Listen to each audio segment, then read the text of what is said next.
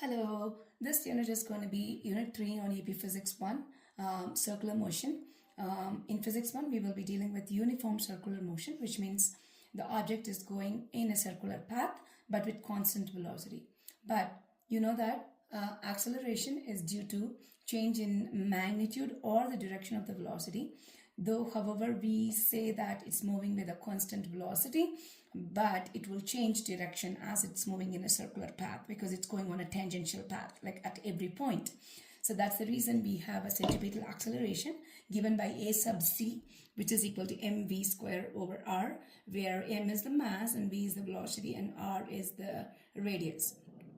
So the centripetal force, which is nothing but given by Fc, the centripetal means center seeking, which means the acceleration is always directed towards the center. So in any questions that you are asked to draw the direction of the acceleration, centripetal acceleration, make sure it's pointing towards the center. And also the Fc force, which is basically there is no force as such called centripetal force, but forces like tension or the normal force or friction force can cause a centripetal force which makes the object go in a circular path. And the problems that we will be working on, you do the free body diagram just like any other dynamics problem. However, instead of equating your net force to MA, Newton's second law, here we equate it to MAC, so we equate it to mv square over r. Okay, so for example, if tension with a string problem that's taking like a yo-yo or like anything that's making you could swing a object tied to a string, and then you are spinning it. You know the tension is the one that causes your centripetal force. And dryer, clothes in a dryer, that is due to force normal. Normal is basically any force that's exerting from the surface, and that causes the centripetal motion in the clothing dryer. And also frictional force could be the frictional force between tires and the roads. Let's say if it has like a racetrack and stuff like that, to keep the car in circular path instead of sliding away, friction is the one that causes act as a centripetal force to keep that object in the car in circular path. The next part is critical velocity. Critical velocity is basically the velocity, the minimum or the maximum the object can take to be in the circular path. So for example, over a hill, right?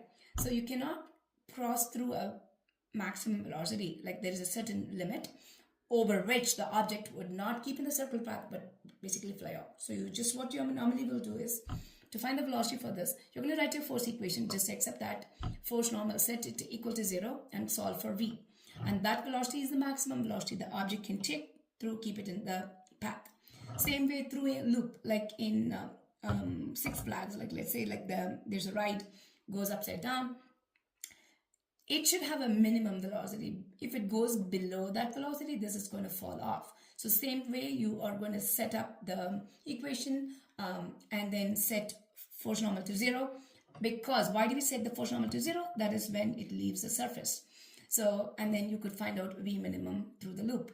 And when you're doing the free body diagram, you're going to be like writing for this particular one. If it's going upside down, your force normal is facing inside, mg is also facing in the center. And always remember, AC would be towards the center, like I pointed here. Velocity would be tangent to the circle.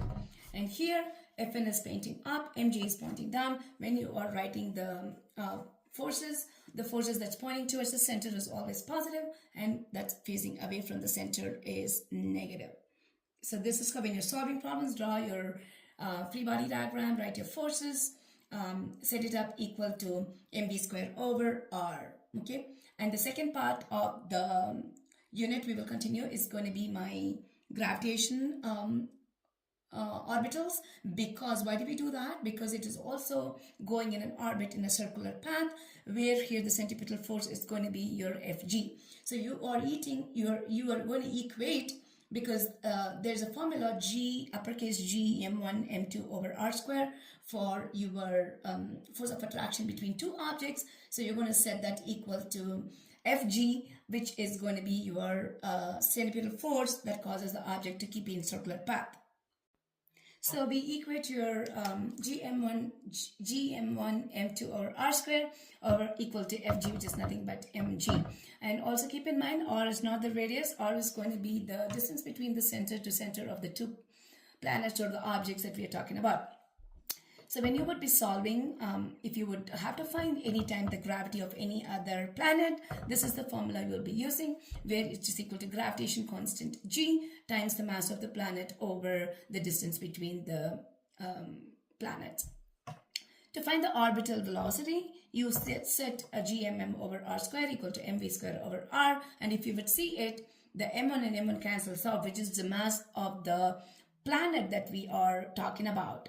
So, which is going to be equal to, velocity is going to be equal to square root of gravitational constant times the mass of the earth over r. So if you would note that, to find the velocity of the satellite, the mass of the satellite is not involved in the velocity of the satellite. So the mass that we are using here would be the mass that it is orbiting. So anytime you are going to be comparing velocities of two satellites of different masses, the velocities are going to be same as long as they are orbiting the same planet.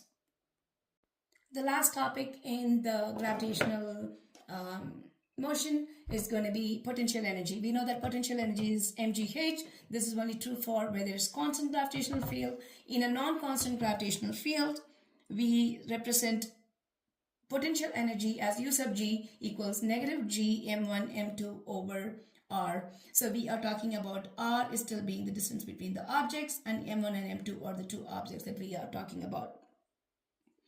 And hope you understand, this is going to be covering the circular motion and gravitational or orbital motions.